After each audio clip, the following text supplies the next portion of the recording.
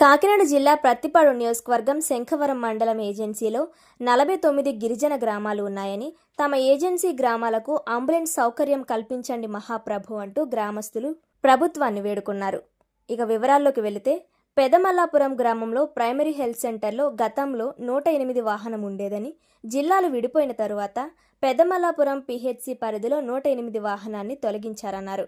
Tribal వెల్ఫేర్లో గర్భిణీ స్త్రీలకు malaria, typhoid ఎక్కువగా రావడంతో పెదమల్లాపురం నుండి సుమారుగా 40 కిలోమీటర్ల కిందకు రావడానికి ఇబ్బందులు పడుతున్నారు. కావున కాకినాడ కలెక్టర్ రంపచోడవరం పీడీ తమ యందు దయ ఉంచి 108 వాహనాన్ని పునరుద్ధరించాలని వైఎన్సీ మీడియా వేదికగా కోరారు.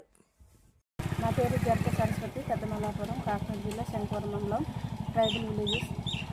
పెదమల్లాపురం పంచాయతీలో దగ్గర ట్రైబల్ విలేజ్ వచ్చి ఒక 49 గిరిజన గ్రామాలు ఉన్నాయి. అయితే ఇక్కడ అంబులెన్స్ 2019లో వరకు ఉండేది. తర్వాత జిల్లాలు విభజన అయిన తర్వాత అంబులెన్స్ తీసేశారు. ఐటీడీఏ పిఓ గారు, కాకినాడ జిల్లా కలెక్టర్ దీనిపై స్పందించి మాకు ఒక అంబులెన్స్ చేస్తే గిరిజన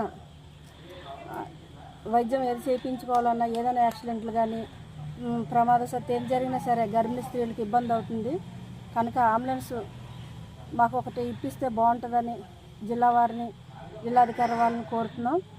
అయితే ముఖ్యంగా ఈ ట్రైబల్ విలేజ్లో ఎక్కువ మలేరియా, డెంగ్యూ అనేక రకమైన ఇబ్బందులు వస్తున్నాయి కనుక మీరు తక్షణమే స్పందించాలని మేము కోరుతున్నాం. రాఘపట్నం అయితే ఇటు ఓన్రోములు, అనుమూర్తి, గైరంపేట, కొత్తపల్లి వరకు కూడా ఇదే హాస్పిటల్ ఉంది. ఇక్కడ ఎప్పటికప్పుడు ఎనీ టైం ఏదొచ్చినా సరే ఇక్కడ డాక్టర్లు ఉండాలి. ఇంకా కూడా బాగా ఈ హాస్పిటల్ డెవలప్ చేసి ఎక్కడికక్కడే చిన్నపిల్లలకు కూడా ఏదైనా జరిగిందంటే రౌతులపూడి, కత్తిపూడి, శంఖవరం తీసుకెళ్లాల్సి వస్తుంది. చిన్నపిల్లలకు కూడా వైద్యం బాగా జరిగేటట్టు చూస్తారని జిల్లాధికారి కలెక్టర్ గారిని కోరుతున్నాం. పిఓ గారు, రంపచోడవరం పిఓ గారికి కూడా తెలియజేస్తున్నామండి.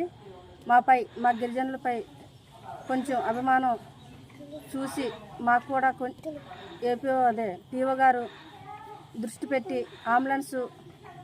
నా పేరు మాడే నరసింహరావు. పెదమల్లాపురం గ్రామం, శంఖవరం మండలం అండి, కాకినాడ జిల్లా. అయితే మా పెదమల్లాపురంలో పిహెచ్సి ఉంది. అయితే ఇక్కడ వైద్యుల పరంగా ఎటువంటి ఇబ్బంది లేదు. వాళ్ళకు ఉండే సదుపాయాల ప్రకారం అన్ని వైద్యం కూడా బాగానే చేస్తున్నారు.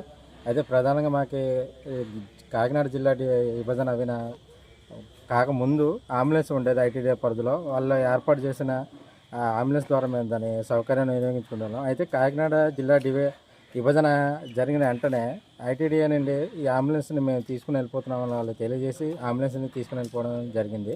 అప్పటి నుండి ఇప్పటి వరకు కూడా ఇక్కడ ఒక అంబులెన్స్ వస్తున్నది లేదు. పలుమార్లు కలెక్టర్ గారికి ఎన్నోసార్లు అర్జీలు పెట్టడం జరిగింది. అయితే దీన్ని ఎవరు కూడా సరిగా పట్టించుకోలేదు. ఇక్కడ మాది మారుమూల ప్రాంతం, ఏజెన్సీ గ్రామాలు. ఇక్కడ ఉండే ఈ ఒక్క పిహెచ్ని ఆనుకునే ఒక 30-40 గ్రామాలు ఇక్కడికి వచ్చి వైద్యం చేయించుకోవాలి. కొండ మీద వచ్చే గ్రామాలు అర్ధరాత్రి అయినా ఏ టైం అయినా ఇక్కడికి వచ్చే టైంకి అంబులెన్స్ లేకపోవడం వల్ల చాలా ఇబ్బందులు పడుతున్నాం. గతంలో అయితే రోడ్డు బాగుండేది కాదు. ఆ టైంలో ఒక ఆటోను పట్టుకొని కిందకి వెళ్ళి దాదాపుగా 20-30 కిలోమీటర్లు, కాకినాడ అయితే 70 కిలోమీటర్ల వరకు మేము వెళ్ళాలి. ఈ లోపల ఏమవుతుందో తెలియని పరిస్థితి మాకు.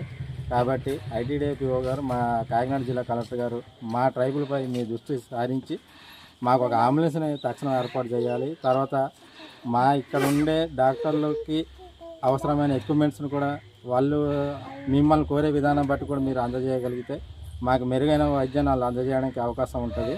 దయచేసి ఈ మినీ హాస్పిటల్ని కొద్దిగా మీరు దృష్టి సారించి మా ట్రైబుల్ని మీరు ఉద్దేశించి దీన్ని కొద్దిగా ఒక 100 పడకల హాస్పిటల్గా మీరు డెవలప్ చేసి 24 అవర్స్ కూడా ఇక్కడ డాక్టర్లు ఉండేలాగా మీరు మా మీద దృష్టి సారిస్తే మేము ఎంతో ధన్యులం అవుతాం.